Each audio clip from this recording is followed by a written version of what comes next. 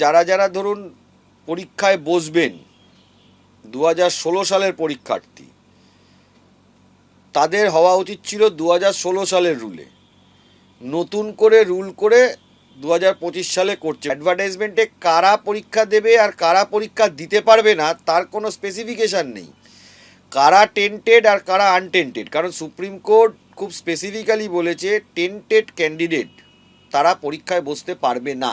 খুবই এভিডেন্ট এটা দাঁড়িয়ে যাচ্ছে যে টেন্টেড ক্যান্ডিডেটদের বাকি 10 নম্বর যে টিচিং এক্সপিরিয়েন্সের সুবিধাটা সেটাও দিয়ে দেওয়া হয়ে গেল। যদি প্রায়র টিচিং এক্সপিরিয়েন্সের নাম্বার দিয়েই দেওয়া হয় 10 নম্বর, একজন ব্যক্তি যিনি শিক্ষক তিনি আগে থেকেই 10 নম্বর পেয়ে বসে যাচ্ছেন, যেমন ধরুন যদি 5 বছর হয় তার এক্সপিরিয়েন্স, তাহলে সে কিন্তু এই নিয়োগ প্রক্রিয়ায় সে অনেকটা এগিয়ে যাচ্ছেন। ফলে নতুন যারা ফ্রেশ ক্যান্ডিডেট তাদের চাকরি পাওয়ার সম্ভাবনা প্রায় নেই বললেই চলে। ওরাল ইন্টারভিউ এবং লেকচার ডেমনস্ট্রেশনের নাম্বার 10, 10, 20, এই 20 কিন্তু সম্পূর্ণভাবে স্বেচ্ছাধীন ক্ষমতা। এখানে রিটেন এক্সামিনেশনের বাইরেও ইন্টারভিউ এবং লেকচার ডেমনস্ট্রেশনের ক্ষেত্রে 20-তে 20 দিয়ে মার্কস ম্যানিপুলেশন করে বা অর্থের বিনিময়ে, তাহলে সে অনেকটা বেশি অ্যাডভান্টেজিয়াস পজিশনে থাকবে। ফলে এইটা করার অর্থ হলো যে বেসিক্যালি দুর্নীতির পথটাকে প্রশস্ত করা।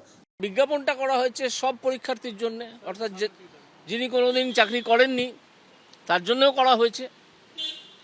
তাহলে যারা কোনোদিন চাকরি করেননি তারা এই 10 মার্কসে 1ও পাবেন না, 1ও পাবেন না। তাহলে তারা যদি তাদের কথাটা ভাবুন, যারা নতুন ক্যান্ডিডেট হবেন তারা এই 10 মার্কসে 1 পেলেন না, পিছিয়ে গেলেন, পরীক্ষা থেকে আউট হয়ে যাবেন কম্পিটিটিভ এক্সামিনেশন। দ্বিতীয় হচ্ছে পরের বছর যখন আবার তারা বসতে যাবেন আবার সেই কিছু পাবেন না ওই 10 নম্বরের, কারণ তারা তো চাকরি পাননি, তাদের 1 নম্বরও তাদের ভাড়ারে জমছে না। এটা কী ধরনের আইন হলো, ডিসক্রিমিনেটরি আমি বুঝতে পারলাম না। এটা কেন করা হলো, কাকে কী সুবিধা দেওয়ার চেষ্টা করা হলো? যদি তারা নারাজ হন তাহলে সুপ্রিম কোর্ট থেকে সেই অর্ডারটা করে আনতে হবে। আজকে তো সবার হাতের বাইরে, একমাত্র সুপ্রিম কোর্টের হাতেই যা ক্ষমতা থাকার তা আছে। জনক ঘটনা, যারা শিক্ষকতা করার কথা, স্কুলে পড়ানোর কথা, আজকে তাদেরকে পুলিশের হাতে আক্রান্ত হতে হচ্ছে। মমতা ব্যানার্জি পুলিশ মন্ত্রী, ওরাই দুর্নীতি করেছে, ওরাই টাকা খেয়েছে, ওরাই টাকা লুট করেছে এবং শিক্ষা ব্যবস্থাকে ধ্বংস করছে। আবার পুলিশ যখন প্রতিবাদ হচ্ছে তখন পুলিশ পাঠাচ্ছে, নামছে তখনই তাদের উপর আক্রমণ করা হচ্ছে।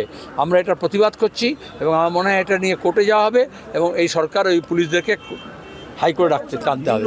যারা চাকরি খাওয়ার রাজনীতি করেছে, যারা মামলায় চাকরি খাওয়ার ভূমিকায় ছিল, তাদের প্ররোচনায় কেউ যদি নিজেদের যন্ত্রণাকে বিপথে চালিয়ে তারা যদি বিকাশ ভবন অবরোধ করা, গেট ভেঙে ভেতরে ঢোকা, স্টাফদের বেরোতে না দেয়া, কম জামা কাপড় পরে রাস্তায় ঘোরা, মানে এই ধরনের একটা জায়গায় যেতে চান, যারা চাকরি খাওয়ার রাজনীতি করলো, যারা গর্বের সঙ্গে বলল চাকরি যাওয়া উচিত, গোটা প্যানেল যাওয়া উচিত, যারা কোর্টে বসে বলল আমি চাকরি খেয়েছি,